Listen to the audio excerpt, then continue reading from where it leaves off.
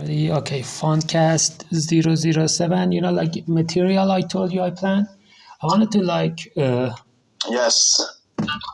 I want to now make everybody understand why football is the most popular sport in the world.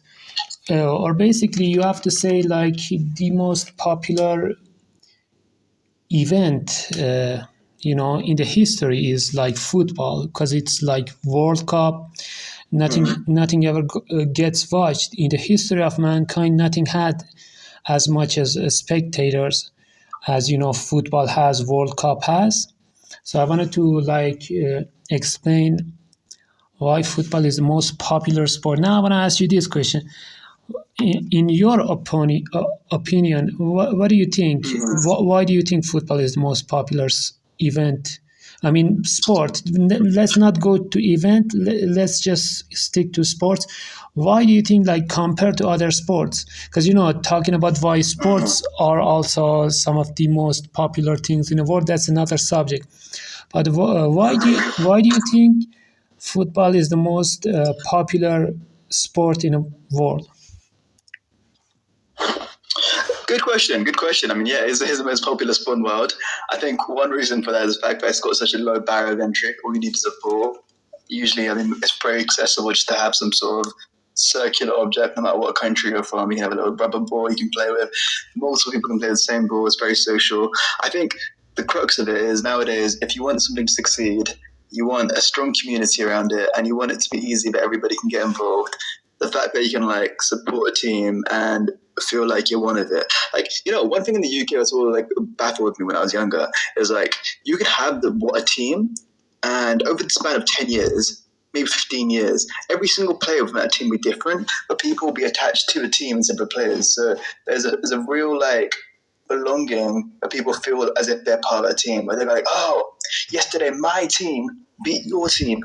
Be that they've got no ownership or stake in it, but of course they feel like they're a real part of the thing. And because they can participate so easily and it's so accessible, and everybody from any country, any time can just pick up and play with their friends, and it's very simple to start. I think that's a big part of it. I'm sure you got your own opinions on it. What are you thinking?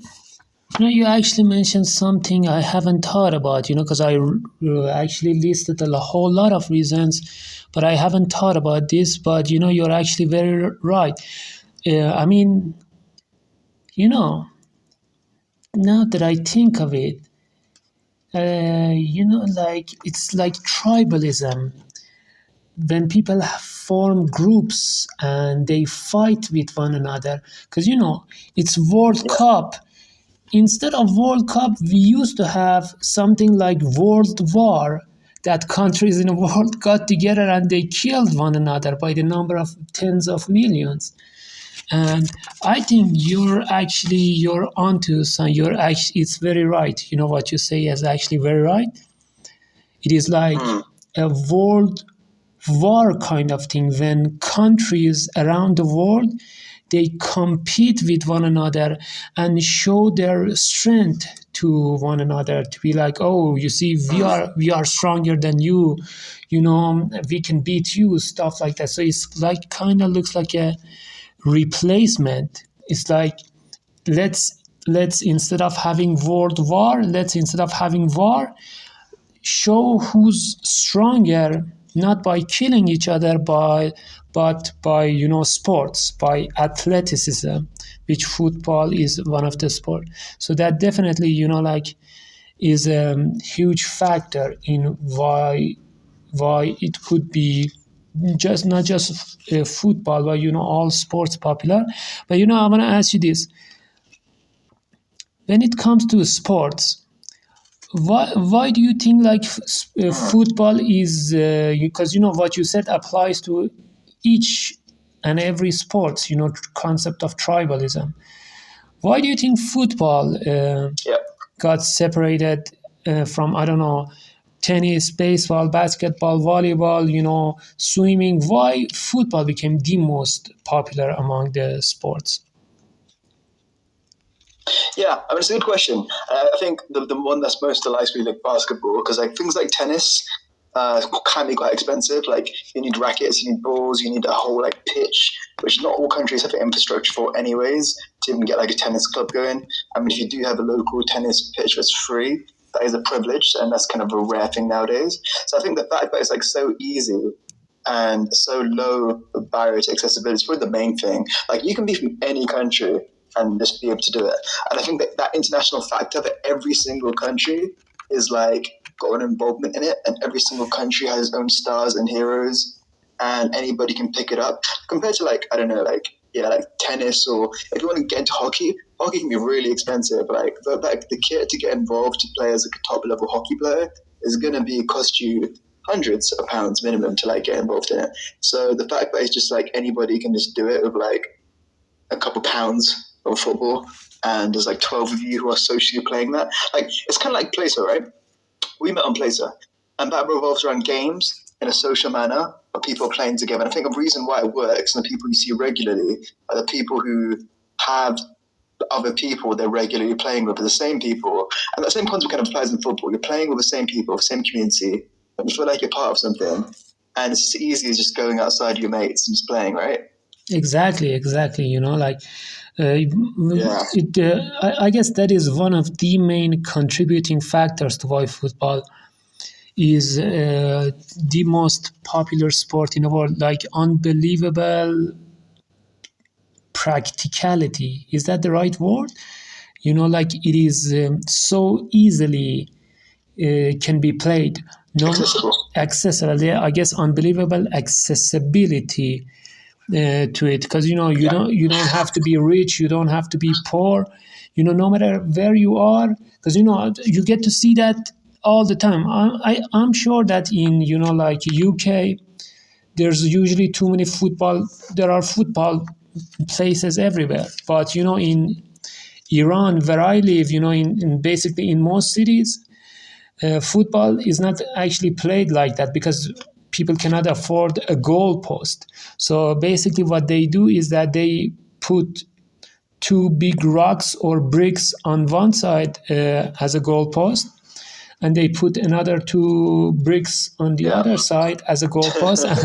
And even when you go to, it's kind of beautiful because when you go to villages and you see villagers engaging in this activity, in this sport, and having fun. So basically, no matter where you are, all you really need is a ball. You need a ball, and you need to, like 4 big rocks, bricks, to put set as goalpost, and you can just play football. No other sports is the same. Tennis, you need a net. Volleyball, you need a net, and you need 2 things holding the net. Basketball, you need, what is that? I don't even know what that is. You need those 2 things. Yeah, you need the pitch, you need the hoops. Hoops. You need 2 hoops. So basically, and also the the floor also has to be, because I don't think you can play basketball on sand, like on I don't know, maybe you can, but I think you need a certain kind of tennis. You need a certain kind of floor to be able to play tennis. But football, you don't need that. You can, like, whether it's like underneath your foot, it's soil, it's whatever, concrete, you can play football, grass, whatever, you can play football. So it has incredible accessibility, which also I think that's what makes it so family friendly. There's also a kind of aspect of family friendliness to it. No matter where you be, like for example, you can be in a village, you can be in some village, in most remote village of wherever, in a very poverty Africa. All you need, like having a television, and you get to see your own team, your own, I don't know, national team play in Ghana, play in the World Cup, and you get really excited. Like even the most the poorest people not only can watch football, But since they can play football, it's almost like it can be like a breakthrough. It can, for their dreams, for their fantasies, that people in the villages, they would be like children who are in villages. They would be like, we can play football. If we train long enough, we can become professional football players, and one day maybe we go on World Cup where billions of people are watching us. So I think that has a huge part in it, like the impact of the dream, that it's something that everybody can dream of. That's not the same thing with other sports, because, like as you said, tennis, it costs, hockey, it costs. A lot of sports are not easy to play, therefore they cost, so people cannot dream about them that easily. But when it comes to football, it doesn't really cost much. It's just a ball. So no matter where you are, you can practice football. You can, get a ball and practice with it and have this dream in your mind that, like, even though I live in like a very remote village in India, if I train long enough, I can one day become a football player and become rich and famous. Cristiano Ronaldo, the most famous person on planet, 600 million followers on Instagram. It's like the most famous football player.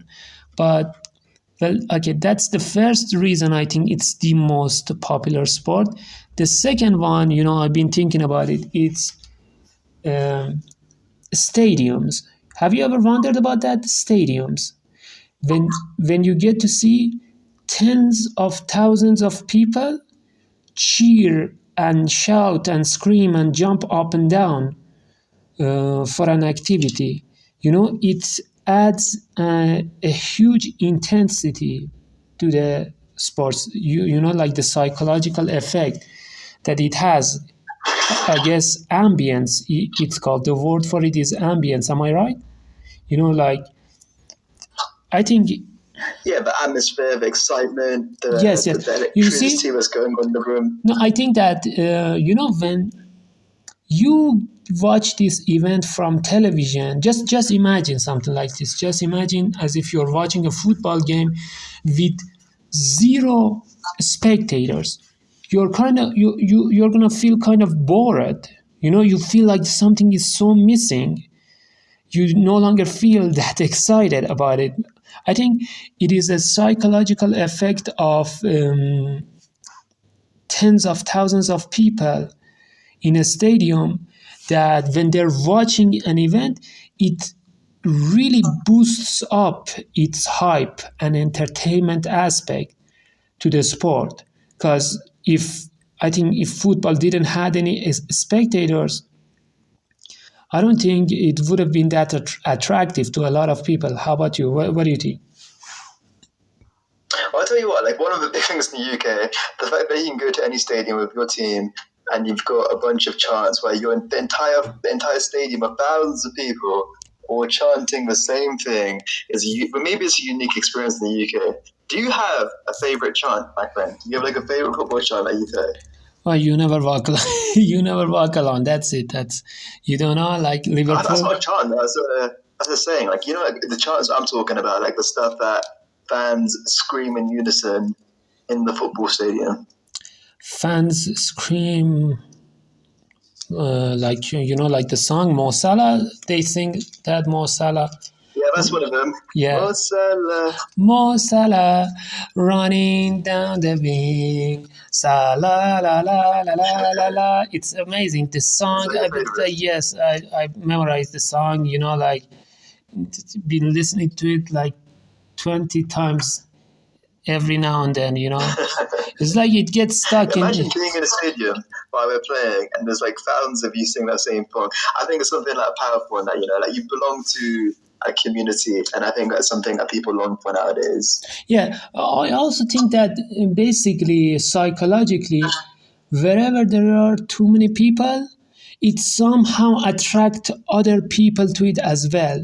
It's like a certain kind of concept of validity. Like, for example, Hollywood celebrities. they're famous. A lot of them are famous just because they're famous, and that's it. Not because they have like a, what they say, some irreplaceable talent that nobody can have in the world. It's just that something get famous, and the people, like Avengers, people like Avenger cast are all famous. But why are they famous? Because the movie is famous. The movie attract people. Therefore, people get attracted. Where there's too much crowd, it creates a certain kind of likability.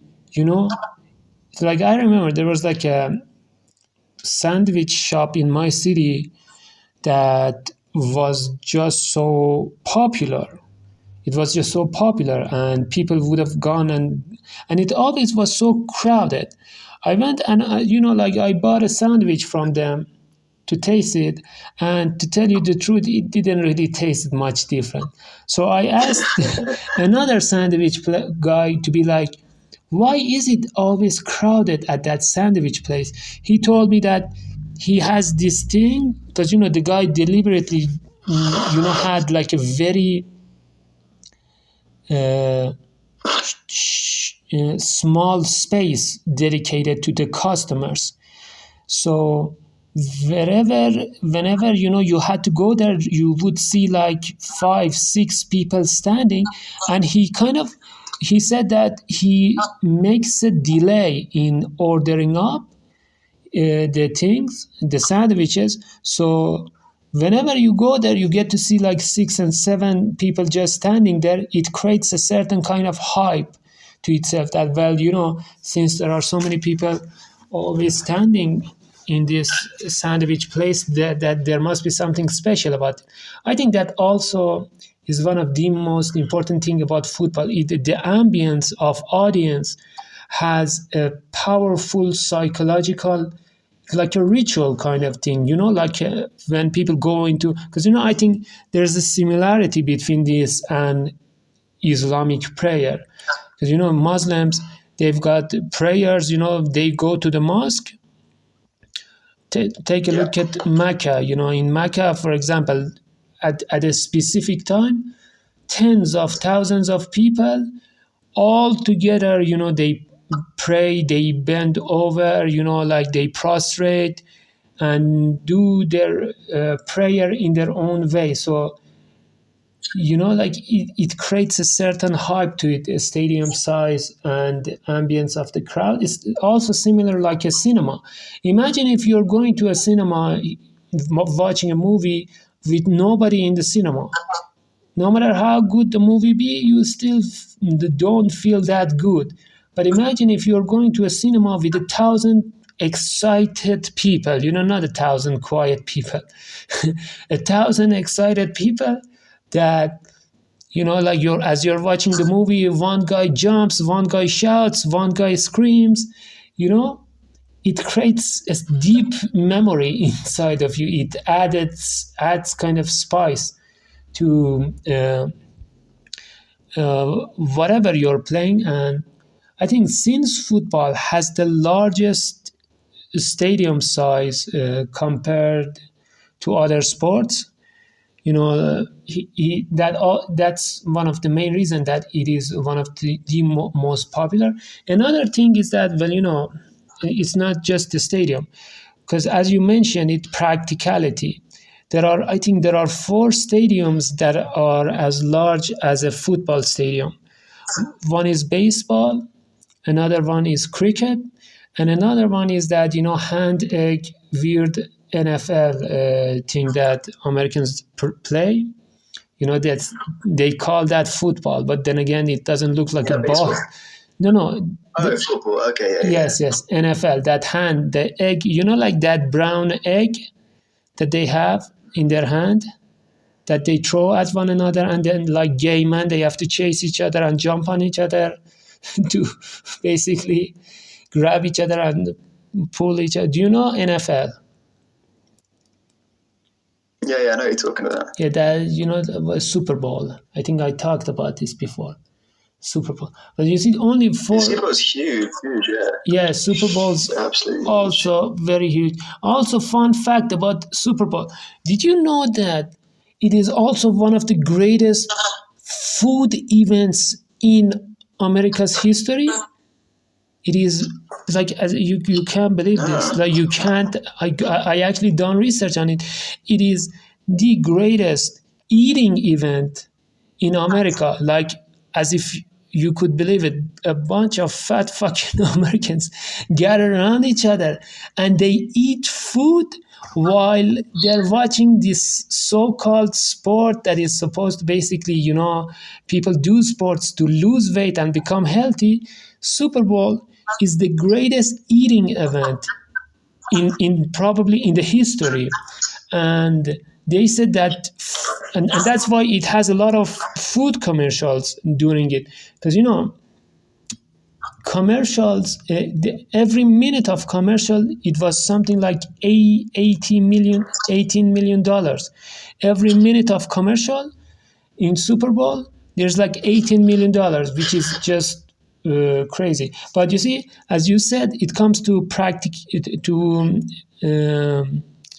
what did you said? Accessibility. NFL is much harder to play. It is much harder to play. When it comes to, it's not easy to get the gear for that kind of sport. When it comes to baseball and cricket, it's also the same thing. That's why football, it's much more popular. Another reason for that is, let me check which one. Yes, the simplicity. You see, football is so easy to, because here's the thing. I watched, I actually downloaded an episode of Super Bowl one time, because I really was so interested to what is this Super Bowl that they talk about. Super Bowl. I want to learn about this thing. So I downloaded like one Super Bowl, tried to like watch it, and I honestly could not make sense of it. I just could not understand what they're doing. Do you know how they do it? The Super Bowl? No, I'm not really familiar. I'm not going to lie. But I mean, what did you think of the halftime show? That's a topic of discussion. Kendrick did a huge,